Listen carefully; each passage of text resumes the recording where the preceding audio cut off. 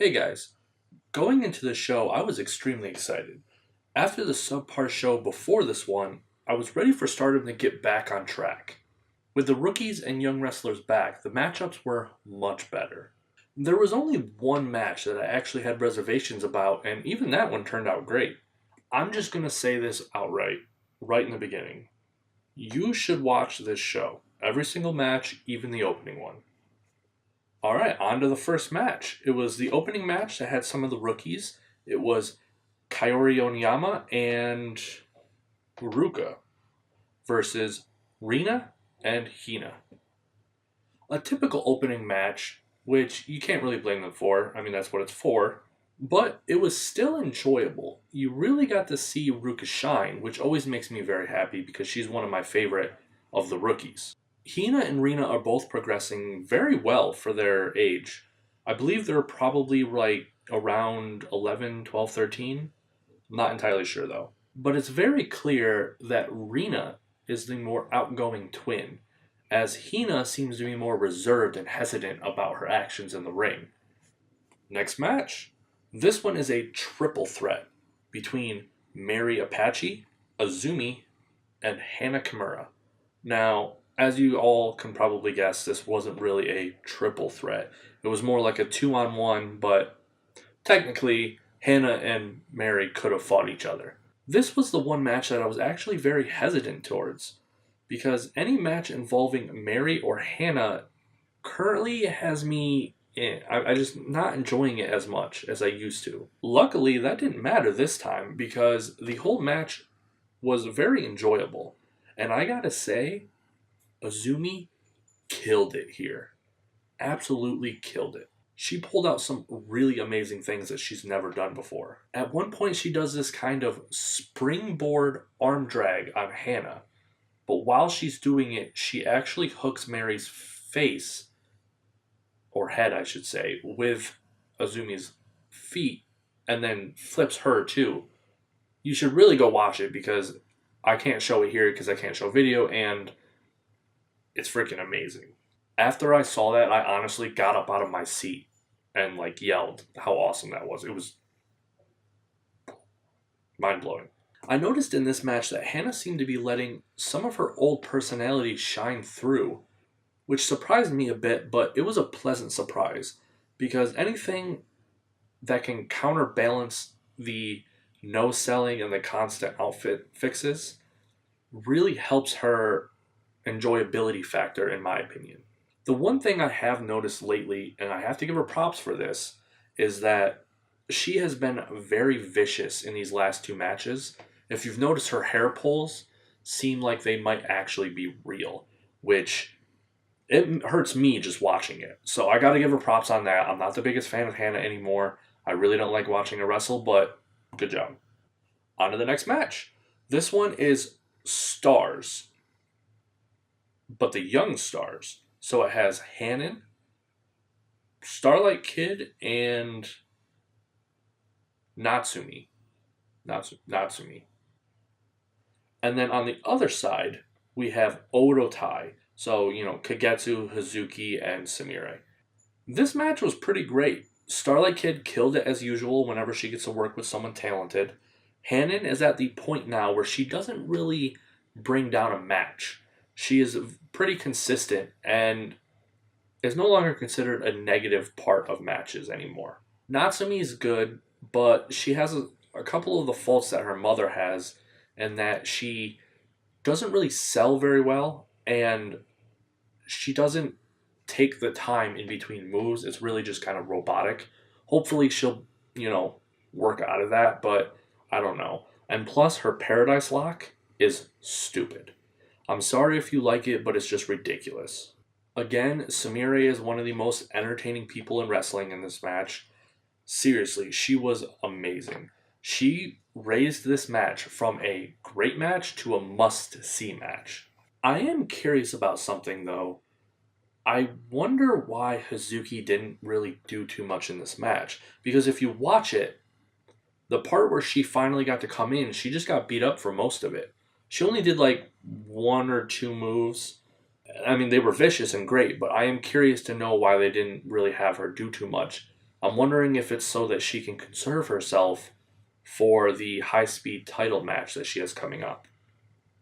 Alright, this next match is the one that I was looking forward to the most. This corner, Natsuko Tora, member of John. This corner, Jungle Kiona, member of John. It had so many great things leading up to this. You have two people from the same team, which, drama. And both of these people are wrestlers who rarely put on a bad match, especially in singles matches. They don't do them too much, but when they do, it's so good. Everything about this match was 5 stars right from the beginning. Or I should say 10 stars, since my old rating system used to be out of 10. So right from the beginning, it was 10 stars. Everything, it was there. They just had to deliver. And did they? While watching this match, I was completely drawn in. If you were going into this match expecting a very high-paced and super violent showdown between these two, you were going to be disappointed. Because this is not what that was about. I originally thought that that's what this match was going to be like, but it turned out not to be. These two are not out to hurt each other. I actually was wrong. My initial thoughts on what this storyline was about is completely wrong. They surprised me, I should say. And the direction they went with it, I'm actually really happy with. I think it was a really good decision. My original thought was that Natsuko was doing all of this. She was being an annoyance to Jungle, not really being a team player anymore. I originally thought she was doing that because she wanted Jungle to get her spark back. She felt like Jungle was relying too much on the team, and it was a hindrance to herself. But that's not true. That's not what this match was about. That's not what this feud was about. Going through this match, it was clear that Natsuko had one objective: to show Jungle that she was on her level now. Going back and looking through all of the things they said to each other and the subtleties between them leading up to this match, it all makes sense now. Natsuko is not angry at Jungle. Natsuko wants Jungle to stop looking down on her. I originally thought that Jungle was too reliant on her team, making herself weaker. But what the storyline really was Jungle thought Natsuko needed Jungle to succeed. And Natsuko didn't want any of that anymore. She wanted to show Jungle she was good enough. And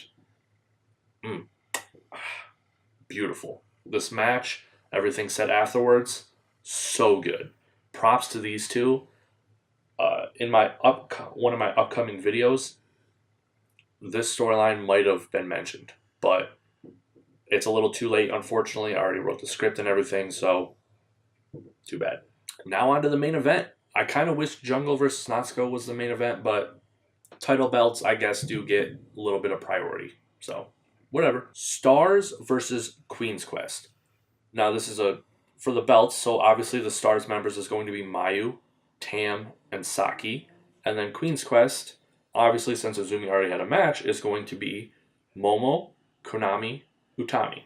I'm really loving this current storyline with Tam for Stars because with her current feud with Arisa Hoshiki and her having the belts with Mayu and Saki, it has put her in the forefront of anything involving Stars. If it's involving Stars, Tam's going to be a part of it because 2 of the main storylines for Stars has Tam involved. And I always felt like Tam was super underutilized in Stardom. I felt like she was way more talented and charismatic than what they were allowing her to be. And luckily, with these 2 new storylines and this match, we get to see that. And after this match, Momo, she is no longer acting super confidently. I honestly see it as faux confidence. She seems to be pretending to have confidence, especially when she, when she called Saki a pink bean sprout after Saki had already called herself a pink bean sprout. It kind of seemed like Momo didn't know what to do other than just rehash the old stuff. And she even got called out by one of the fans saying she just beat you. Or at least I believe it was one of the fans. It was either one of the fans or one of the wrestlers, but it didn't show who said it. So causing Momo to actually turn towards them and say, shut up. Saki has Momo's number. She has beaten her. I think they mentioned it 5 times. Saki's pinned Momo 5 times. And one of Momo's only weaknesses right now are flash pins, and Saki has like 3 or 4 of them. So I think this is going to be leading to something where Momo is going to either lose her white belt or lose the tag belts because of Saki. So I can't avoid it anymore. With all of that said, unfortunately something bad did happen in this match. Mayu Iwatani is injured. She got injured in this match.